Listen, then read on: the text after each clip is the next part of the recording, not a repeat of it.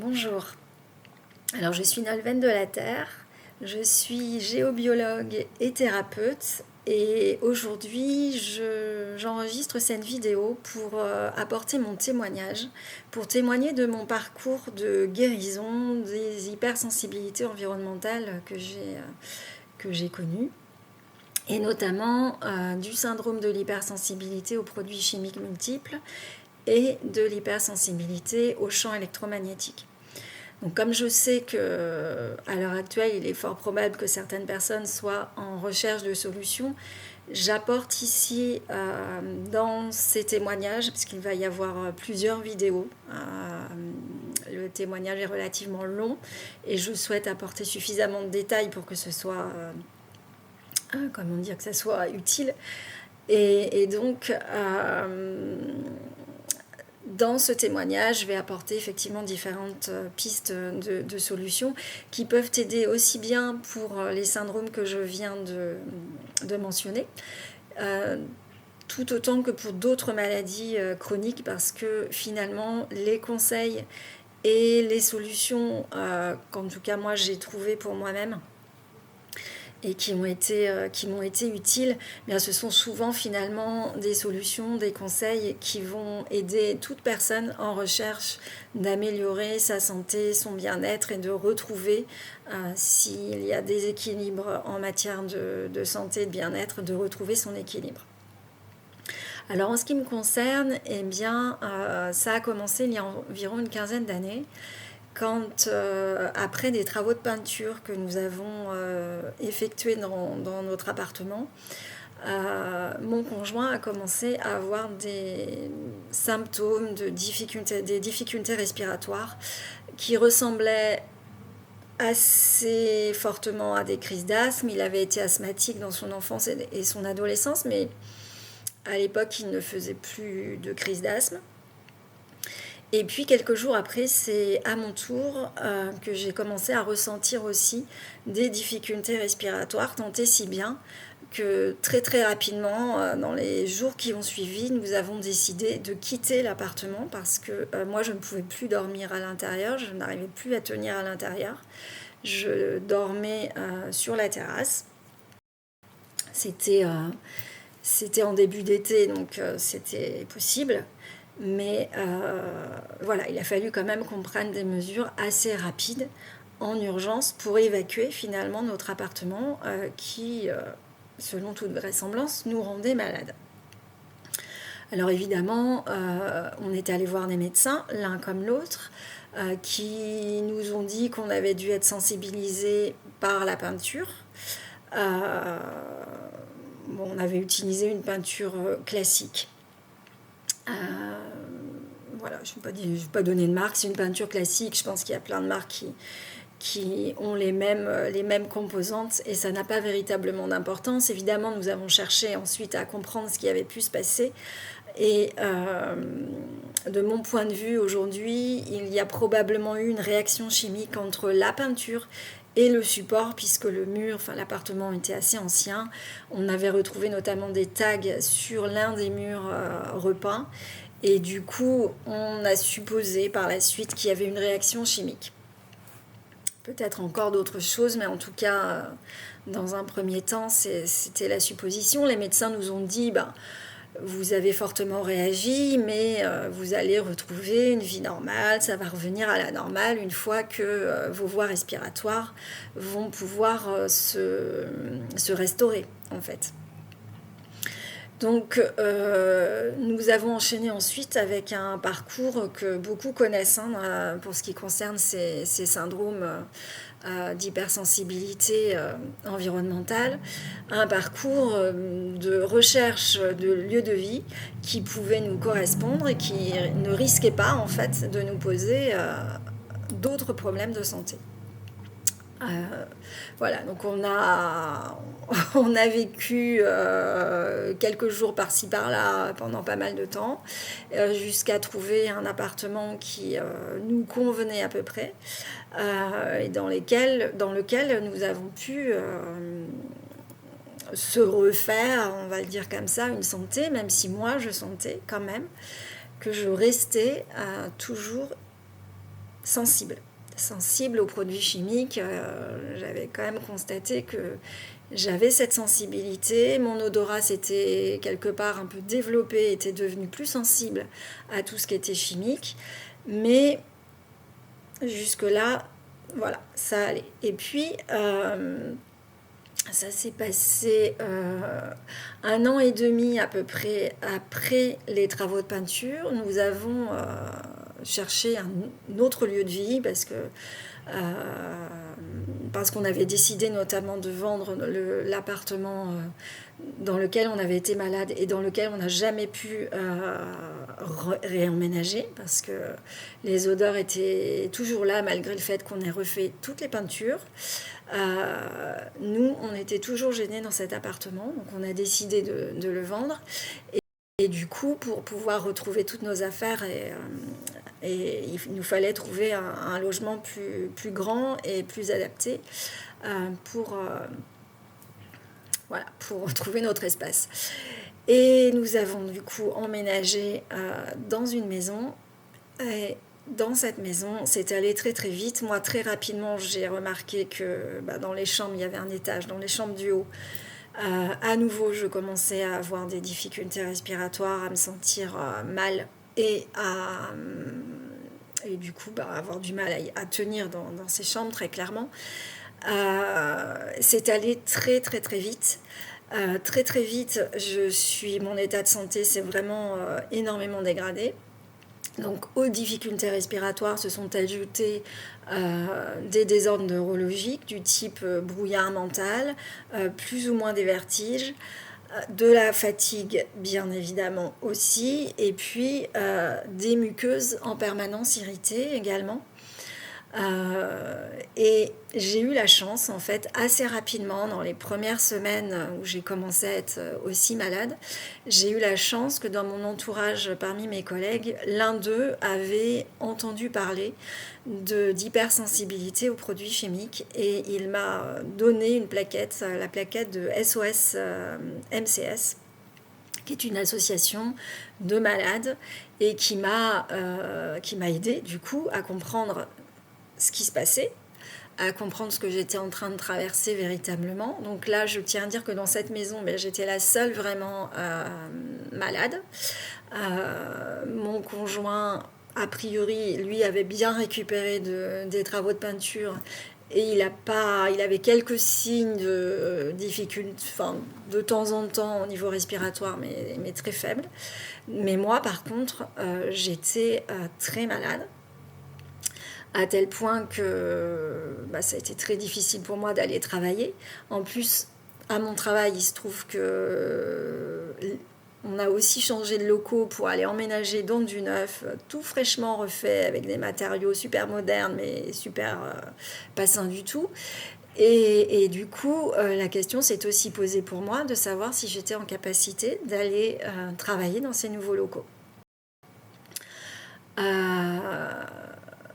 Voilà, je vais essayer de faire assez vite sur les faits, mais je pense que c'est quand même important de raconter l'origine et comment ça s'est passé, parce que ça aussi, c'est un témoignage qui peut permettre à des personnes de comprendre ce qu'elles ont traversé, ce qu'elles sont en train de traverser éventuellement, ou de connaître en tout cas ces symptômes, ces syndromes, pour pouvoir les identifier le plus rapidement possible, parce que souvent, ne serait-ce que l'identification et la reconnaissance de la maladie et du syndrome, ça peut prendre énormément de temps. Il y a des personnes qui mettent des années avant de comprendre ce qui se passe dans leur corps, avant de mettre des mots sur leur maladie, en fait.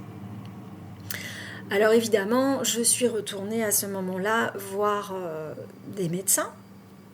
Alors, médecins, notamment ORL, pour tout ce qui concernait les voies respiratoires. J'avais aussi tendance à avoir les oreilles bouchées. J'avais vraiment toutes les voies respiratoires encombrées, irritées. Il y a des irritations au niveau de la bouche, au niveau de la gorge. Je ne supportais plus aucun produit chimique. Donc, c'était pas seulement les peintures, mais c'était aussi les cols, le formaldéhyde, notamment qu'on retrouve dans les parquets flottants, par exemple, ou dans pas mal d'autres produits matériaux de construction, de décoration, et qu'on retrouve aussi dans les vêtements, dans les tissus, etc. J'étais sensible aussi au parfum, si bien qu'il était aussi pour moi difficile de prendre les transports en commun, le tramway, puisque j'étais sur Montpellier à l'époque. Euh, et sensible aux produits ménagers classiques, on va dire. Moi, ça faisait déjà quelques années que j'utilisais des produits écologiques, mais notamment à mon travail, je me suis trouvée confrontée, par exemple, à des odeurs d'eau de Javel qui, pour moi, étaient insupportables. J'étais au bord de l'évanouissement, en fait, à chaque fois. Avec des difficultés d'équilibre, du coup, véritablement. Et donc, et des grandes difficultés respiratoires. Alors évidemment, j'ai eu des arrêts de travail pour essayer de retrouver un maximum de sérénité, mais ça n'était pas possible vu que j'habitais dans un lieu qui ne me correspondait pas du tout. Le seul endroit où j'étais à peu près bien, c'était dans la nature. J'allais me balader dans un parc où il y avait des grands arbres. J'y passais du temps, mais je ne pouvais pas y dormir, évidemment. Et puis, à certaines périodes de l'année, il fait froid. On peut difficilement y rester très longtemps. Même si j'y passais beaucoup de temps lorsque j'étais notamment en arrêt. Concernant le parcours médical, alors très rapidement, les médecins n'ont plus su quoi me dire. Et comme je savais ce dont je souffrais, puisque j'avais pu discuter avec des personnes des SOS MCS, elles m'ont recommandé aussi d'aller voir certains médecins qui connaissaient ce syndrome-là. Et puis, très rapidement, je suis allée voir effectivement des médecins qui connaissent ce syndrome et qui m'ont expliqué qu'il n'y avait aucun médicament pour se soigner de ça. On m'a même dit il va falloir apprendre à vivre avec, alors que c'était franchement insupportable. Par ailleurs, comme je suis quelqu'un qui n'aime pas ne pas trouver de solution à un problème, j'ai assez vite aussi pris contact avec une naturopathe. Alors il se trouve que cette naturopathe, elle pratiquait la méthode Naët. La méthode Naët qui semblait prometteuse puisqu'elle parlait enfin, il s'agit en fait de désensibiliser le corps de certaines sensibilités à différentes substances, à différents produits, à différentes expositions. Donc c'est une méthode qui est intéressante, mais qui pour autant est relativement longue, puisqu'il y a un protocole très particulier et très cadré. Et donc avant d'arriver à traiter les produits chimiques, par exemple, encore fallait-il savoir de quel produit il fallait traiter. Il fallait passer d'abord par plusieurs séances pour désensibiliser d'un certain nombre de substances assez classiques qu'on retrouve dans notre alimentation, notamment quotidienne. Donc j'ai eu l'occasion du coup d'aller voir assez souvent cette naturopathe qui par ailleurs avait une très bonne connaissance du corps humain, évidemment, en tant que naturopathe, mais surtout de la pratique de nettoyage et d'épuration des émonctoires. Donc moi, j'étais assez pressée de me débarrasser de tout ça, donc j'aurais voulu pouvoir commencer assez rapidement notamment des cures de nettoyage du foie, par exemple, ce genre de choses. Elle m'a invitée à attendre parce que mon organisme n'était pas prêt à ça. Et par contre, en parallèle des séances avec la méthode Naët, elle m'a conseillé des compléments alimentaires pour renforcer mon organisme et puis éviter éventuellement, ou en tout cas commencer à remplacer les anti-inflammatoires que je prenais par rapport à mes voies respiratoires qui étaient inflammées par des substances naturelles qui ont également des vertus inflammatoires, mais sans impact et sans risque, parce que du coup, tout médicament était susceptible d'entraîner aussi des symptômes du syndrome d'hypersensibilité aux produits chimiques. Donc évidemment, pour moi, il était quand même plus rassurant aussi de prendre des substances naturelles, c'est-à-dire des plantes, hein, en l'occurrence, plus douces pour mon organisme et qui finalement étaient aussi mieux tolérées, mieux acceptées. Alors en dehors des huiles essentielles que je décommande véritablement pour ce genre de syndrome, parce que les huiles essentielles sont très fortes et moi, ça m'a aussi provoqué des symptômes à l'époque.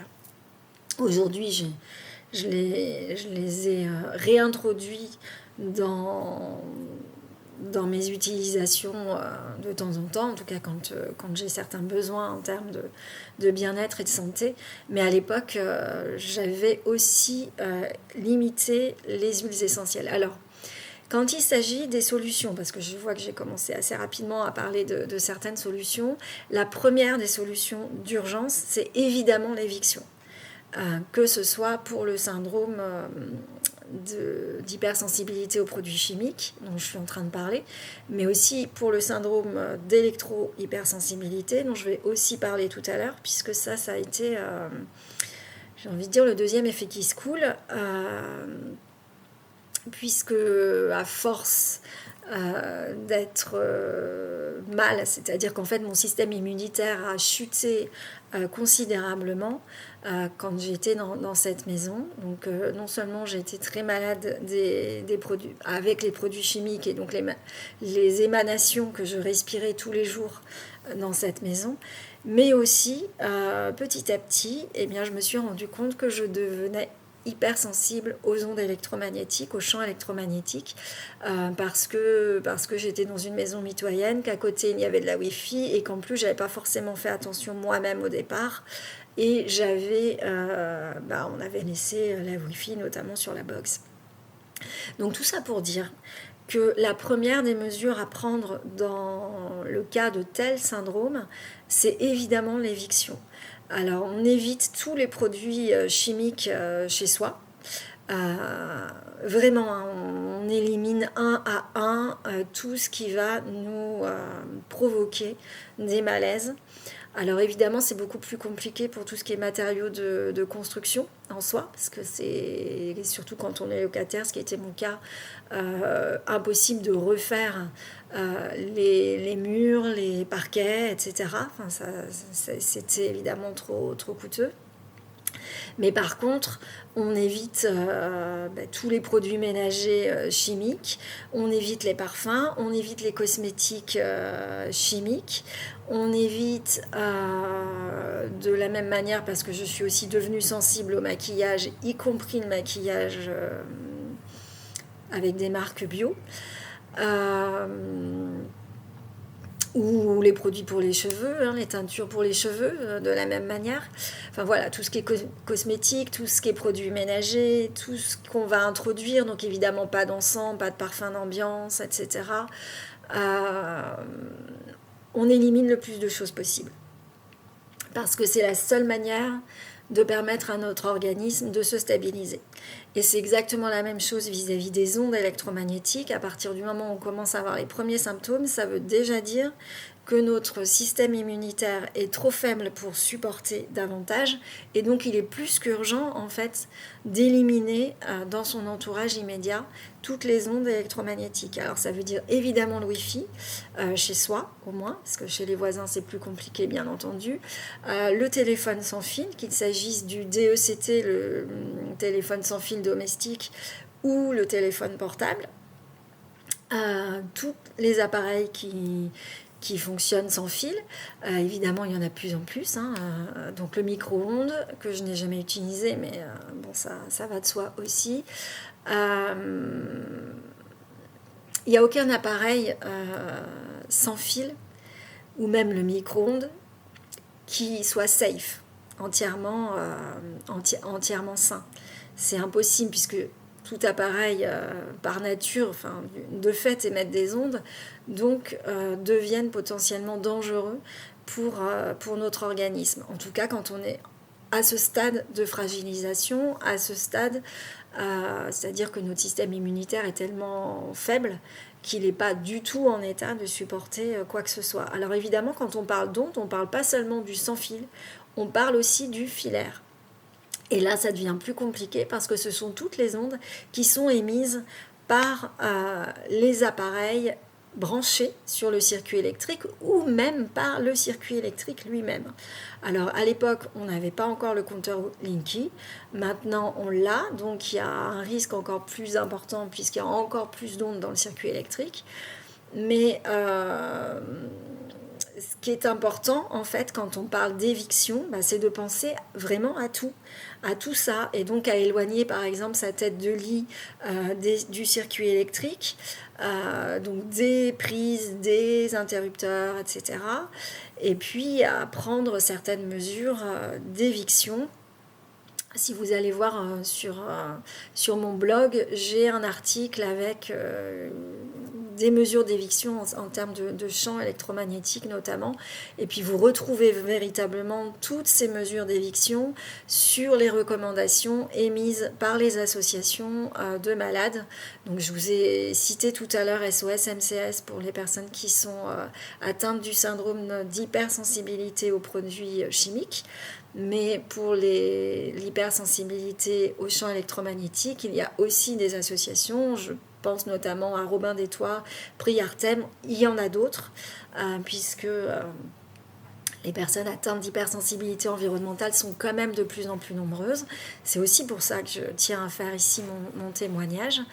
Et donc, aussi pour vous dire, en fait, que oui, effectivement, c'est un parcours du combattant, je ne vais pas vous dire le contraire. Ça m'a pris des années, mais aujourd'hui, je vis normalement. Alors évidemment, je n'ai pas réintroduit chez moi des produits chimiques à outrance. Évidemment, je reste un peu sensible et j'ai un nez qui détecte assez rapidement tout ce qui pourrait poser problème, y compris d'ailleurs de la fumée. Par exemple, cette année, il y a eu les grands incendies, des fumées qui se propagent sur des kilomètres et des centaines de kilomètres à la ronde. Bon, c'est le genre de choses, moi, les fumées, je les ai senties, par exemple, alors que j'habite relativement loin des incendies de Bordeaux, mais j'ai quand même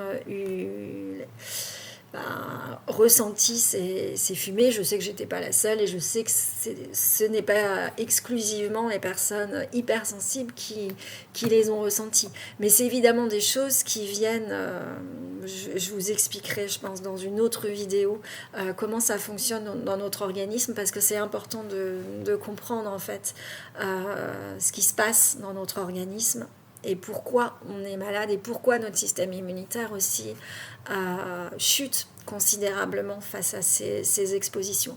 En tout cas, le message que je veux porter ici dans les prochaines vidéos, c'est que bien évidemment, il est possible de diminuer les symptômes très fortement, voire même de guérir, parce que pour moi, quand on reprend une vie complètement normale, eh bien, c'est qu'on a fait une guérison. Ça ne veut pas dire qu'il ne pourra pas y avoir de rechute si à nouveau on redevient fragile ou si on s'expose, etc. Mais en tout cas, c'est possible. Il y a vraiment cette possibilité. Et donc, voilà déjà ce que je souhaitais vous dire. Donc très vite, moi dans mon histoire, j'ai eu la chance de pouvoir déménager. C'est-à-dire que je suis restée 9 mois dans cette maison qui m'a rendue vraiment malade. Pendant ces 9 mois, j'ai commencé à me soigner, donc principalement avec l'aide de cette naturopathe. J'ai aussi pu recevoir des soins énergétiques un peu en urgence parce que je me suis rendu compte très très vite que j'étais épuisée. Mon système immunitaire était à plat. J'étais dans un état psychique déplorable. La plupart des personnes atteintes de ces syndromes connaissent aussi des phases de dépression qui vont avec parce que ça c'est relié au système immunitaire aussi complètement à plat, et c'est relié à un certain nombre de en fait il y a toutes les hormones qui sont déréglées et qui du coup on a en plus, parce que les hormones du sommeil notamment sont complètement dérégulées, d'où des problèmes de sommeil assez importants, et du coup l'état dépressif s'explique aussi de cette manière. Et puis forcément face aussi à des syndromes absolument insupportables, hein, puisque au quotidien c'est en permanence et c'est quelque chose qui en plus est très peu compris de l'entourage qui ne comprend pas qu'on puisse réagir aussi fortement à des choses que tout le monde tolère par ailleurs. Voilà, je vais pas en dire davantage, mais du coup, pour moi, ça a été très important de pouvoir me faire accompagner en fait très rapidement par une personne qui avait la compréhension de ce qui se passait dans mon organisme, euh, qui avait à me proposer aussi quelques pistes de solutions, dont la méthode NAET, donc qui n'a pas été aussi miraculeuse que je l'espérais, mais en tout cas qui m'a aidée quand même, parce qu'on s'est rendu compte que mon organisme, par exemple, n'assimilait pas un certain nombre de minéraux comme le magnésium, c'est quelque chose de tout simple, d'assez classique. Mais en fait, si mon organisme n'assimilait pas le magnésium, je pouvais en prendre autant que je voulais. Je ne faisais que le fatiguer, parce que du coup, il devait éliminer ce qu'il n'assimilait pas. Et par ailleurs, j'étais toujours en manque de magnésium, d'où aussi des problématiques d'humeur, etc., qui peuvent aller avec. Voilà, et puis alors pour ce qui concerne les soins énergétiques, bien tout simplement, moi assez vite j'ai remarqué que j'étais complètement à plat. J'arrivais plus du tout à rien gérer de ma vie, ou pas grand-chose. Et donc du coup, j'ai eu recours à ces soins énergétiques pour m'aider à reprendre de l'énergie. Et assez rapidement, en fait, je me suis formée, je me suis initiée au Reiki pour être pour m'auto-suffire au niveau énergétique et pour être en capacité moi-même de me faire mes propres soins énergétiques tous les jours parce que c'était nécessaire tous les jours et je ne pouvais pas évidemment payer un énergéticien pour des soins quotidiens. Donc j'ai eu recours à des énergéticiens pour des soins ponctuels. Et à partir du moment où je me suis initiée moi-même au Reiki, où j'ai pu faire des soins quotidiennement, j'ai aussi là vraiment senti la différence et commencé aussi à remonter petit à petit mon niveau énergétique, ce qui a aussi permis, de toute façon, tout ce dont je vais vous parler aura contribué à ma guérison d'une manière ou d'une autre. Mais alors évidemment, il faut prendre patience parce qu'il n'y a rien de miraculeux, c'est petit à petit, petit pas par petit pas, et comme me le disait une thérapeute que j'ai rencontrée plus tard, millimètre par millimètre. Et c'est véritablement ça, et c'est donc du coup important aussi de tester suffisamment longtemps certaines solutions, alors évidemment sauf quand elles nous rendent vraiment malades, pour se rendre compte si oui ou non elles sont bienfaisantes pour nous. Parce qu'évidemment, les solutions qui m'ont été utiles ne seront peut-être pas les solutions qui vont vous être utiles à vous. Moi, je vous donne les informations et des pistes de solutions qui peuvent vous être utiles, que vous pouvez explorer. Ça ne vous empêche pas d'en explorer d'autres si vous sentez cela. Et puis là encore, j'ai envie de vous inviter bien évidemment à prendre ce qui résonne pour vous, ce qui vous laisse penser que ça peut être intéressant, que vous alliez explorer certaines pistes, c'est ok. Et puis, s'il y a certaines autres pistes, certaines de mes paroles qui ne résonnent pas en vous, bien laissez-les. C'est ok aussi, parce que nous sommes tous différents, et ce qui a fonctionné pour moi ne fonctionnera pas forcément de la même manière pour les autres. Mais je sais que ça peut être utile à un certain nombre de personnes quand même. Et puis en plus, c'est ce que je vous disais tout à l'heure, c'est qu'au-delà de ces syndromes d'hypersensibilité environnementale, beaucoup de ces solutions peuvent être intéressantes pour des personnes qui souffrent de maladies chroniques, ne serait-ce que d'allergie ou de sensibilité, parce que la méthode NAET, elle est quand même avant tout destinée aussi à ça, c'est-à-dire désensibiliser des personnes qui sont allergiques ou sensibles ou intolérantes, quel que soit la substance, j'ai envie de dire, ça n'a pas d'importance. Et y compris d'ailleurs des problèmes de sensibilité, je vais peut-être pas utiliser le bon mot, mais auto-immune, c'est-à-dire que parfois on peut être sensible à une substance produite par notre propre corps, comme à un organe ou autre. Donc ça peut valoir le coup d'aller explorer cette piste. Moi en tout cas c'est une piste qui m'a quand même aidée, même si effectivement ça n'a pas été... ça n'a pas suffi, je vais le dire comme ça n'a pas suffi à me désensibiliser complètement des produits chimiques, de mon hypersensibilité aux produits chimiques et des champs électromagnétiques. Et voilà, ça n'a pas été probant sur ces deux parties-là. Pour autant, je sais que ça peut l'avoir été pour d'autres, donc j'invite quand même les personnes à faire des tests et puis à essayer et à voir, parce qu'il n'y a que comme ça qu'on sait si ça fonctionne ou pas sur nous. Donc ça, c'est la première chose que je voulais vous dire, c'est vous raconter un peu le début de l'histoire, pour que vous puissiez comprendre un peu ce qui s'est passé, vous fassiez éventuellement aussi des parallèles avec votre propre histoire, bien sûr.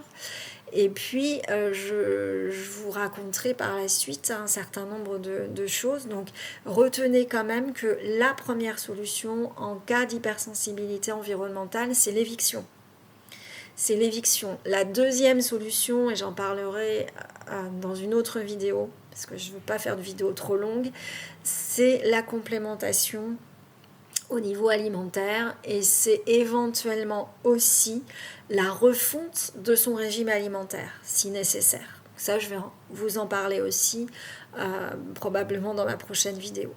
Et ce que je tiens évidemment à dire, c'est que mes propos, de manière générale, que ce soit dans cette vidéo comme dans les vidéos suivantes, ne remplacent en rien un diagnostic médical, bien évidemment, ne remplacent en rien des analyses ou des tests médicaux. Si vous n'avez pas encore vu un médecin pour identifier, mettre des mots sur vos symptômes, moi je vous invite déjà à commencer par ça, parce que ça va vous permettre de vous assurer, en tout cas de comprendre vraiment ce qui se passe en vous. Moi je ne suis pas médecin, je peux juste vous donner mon parcours, vous dire comment j'ai fait. Je vais vous donner aussi quelques références, notamment d'associations comme je l'ai fait là, ou peut-être des références de livres ou de recherches qui ont pu être faites, qui me semblent importantes aussi, enfin en tout cas qui ont été importantes dans mon parcours, qui m'ont donné des clés de compréhension et qui m'ont donné des pistes de solutions, parce que évidemment, et là c'est vraiment une attitude que je vous invite à adopter pour vous-même, c'est une attitude de curiosité. Ayez la curiosité de rechercher en fait, et de ne pas vous arrêter à ce qu'a pu vous dire une personne, qu'il soit médecin ou pas d'ailleurs. Mais c'est vrai que moi, quand les médecins que j'ai vus très vite se sont retrouvés limités, ceux qui connaissaient les symptômes, les syndromes avec lesquels je vivais, m'ont aussi très vite dit, mais en fait il n'y a pas de solution au niveau médical et au niveau pharmaceutique, en tout cas au niveau médicamenteux. Donc ça m'invitait aussi à aller faire mes propres recherches par ailleurs, et puis appuyez-vous véritablement sur les associations, parce que souvent dans les associations il y a des personnes qui ont déjà un certain parcours, qui ont essayé des choses, ça n'a pas toujours fonctionné, mais là encore c'est pas parce que ça ne fonctionne pas pour une personne que vous ne pouvez pas tester pour vous. Je vous invite à faire vos propres expériences, parce que c'est comme ça finalement qu'on finit par trouver nos propres clés. Et moi, ce que je peux dire aussi de mon parcours, c'est que j'en ai compris bien plus tard les causes. Et je vais évidemment vous en parler aussi. J'en ai compris bien plus tard pourquoi à ce moment-là, pourquoi dans mon organisme tel qu'il était, etc. Et là aussi, je vais vous en parler. Et ça ne veut pas dire que c'est ce qui vous arrive à vous. Mais en tout cas, c'est une piste à explorer, parmi d'autres. Et je pense qu'aujourd'hui, notamment avec Internet qui s'est considérablement développé, il y a possibilité de trouver beaucoup plus rapidement, même qu'à l'époque, parce que moi, il y avait déjà Internet, mais il n'y avait pas autant d'informations. Et finalement, j'ai pas tout trouvé tout de suite. Et aujourd'hui, je pense que véritablement, on peut trouver beaucoup, beaucoup, beaucoup d'informations très rapidement. Euh, et je vous invite aussi, alors, même si c'est même si là aussi il y a à apprendre et à laisser, j'ai envie de dire, mais en début de parcours en tout cas, ça peut être facilitant et ça permet surtout de ne pas rester isolé, de se rapprocher des réseaux de malades. Donc les associations dont je vous ai parlé entre autres, je sais qu'il existe des forums, je sais qu'il existe des groupes sur les réseaux sociaux, donc n'hésitez pas à vous rapprocher, même si je vais mettre quand même un petit bémol.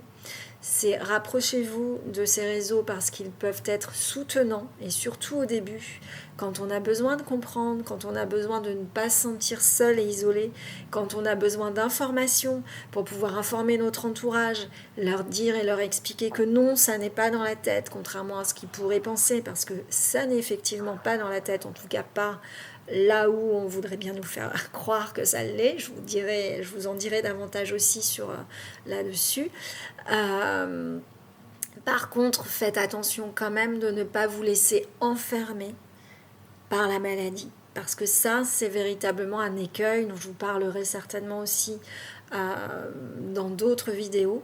Mais c'est un écueil réel qu'il m'a fallu aussi identifier pour pouvoir l'éviter. Très concrètement. Voilà. Si vous avez d'ores et déjà des questions sur cette première vidéo, je vous invite évidemment à aller regarder les vidéos prochaines qui vont suivre, mais vous pouvez d'ores et déjà m'envoyer vos messages avec vos questions, que ce soit en commentaire de cette vidéo ou que ce soit par mail, j'y répondrai évidemment bien volontiers. Et puis sachez aussi que puisque je suis géobiologue et thérapeute, je peux aussi accompagner des personnes sur certains plans, c'est-à-dire notamment sur ce qui correspond à ma spécialité en tant que thérapeute. Je me suis spécialisée dans les thérapies émotionnelles et du système nerveux aussi. Donc c'est la thérapie neuropsychocorporelle notamment et énergétique, puisque je fais aussi des soins énergétiques. Et puis je suis également conseillère en micronutrition cellulaire et donc je peux aussi donner des conseils, des recommandations concernant la complémentation alimentaire, voire même comment modifier éventuellement son régime alimentaire pour limiter la casse, limiter les dégâts et permettre à son système digestif et son système immunitaire de retrouver son équilibre plus vite. Voilà, et puis évidemment, en tant que géobiologue, eh bien, je suis aussi spécialisée sur tout ce qui concerne les évictions, que ce soit les champs électromagnétiques comme les produits chimiques à l'intérieur de l'habitat. Donc je peux aussi donner des recommandations à distance. Et évidemment, je me déplace aussi dans un rayon de 100 à 200 km autour de chez moi pour faire des diagnostics. Voilà, donc c'est pas le but premier de mon témoignage. Le but premier de mon témoignage, c'est d'aider le maximum de personnes à comprendre ce qui se passe et à comprendre comment on peut prendre soin de soi et revenir à l'équilibre véritablement. Mais si vous ressentez le besoin de vous faire accompagné par moi en l'occurrence, c'est possible aussi. Et puis de toute façon, en tout état de cause, et c'est vraiment la recommandation que je vais vous donner à chacun, chacune, c'est de trouver un thérapeute de confiance, que ce soit moi ou quelqu'un d'autre, vraiment, un thérapeute en qui vous allez avoir confiance, qui va vous comprendre et qui va pouvoir vous accompagner. Alors ça ne veut pas dire parfois dans l'accompagnement, eh bien on peut aussi ne pas caresser dans le sens du poil, parce que c'est aussi parfois être aussi en capacité de remettre en cause un certain nombre de schémas de fonctionnement de la personne, non pas pour lui faire mal, mais juste pour qu'elle en prenne conscience et qu'elle puisse évoluer et transformer ses schémas. Et moi, ça m'a été bien utile aussi de trouver face à moi des thérapeutes qui ont su me dire des choses qui n'étaient pas toujours agréables à entendre, mais qui étaient bien nécessaires pour moi dans mon évolution, dans ma compréhension et dans mes prises de conscience. Voilà, je vais terminer là-dessus et puis je reviendrai lors de mes prochaines vidéos sur les différentes solutions dont je n'ai pas encore parlé. À bientôt.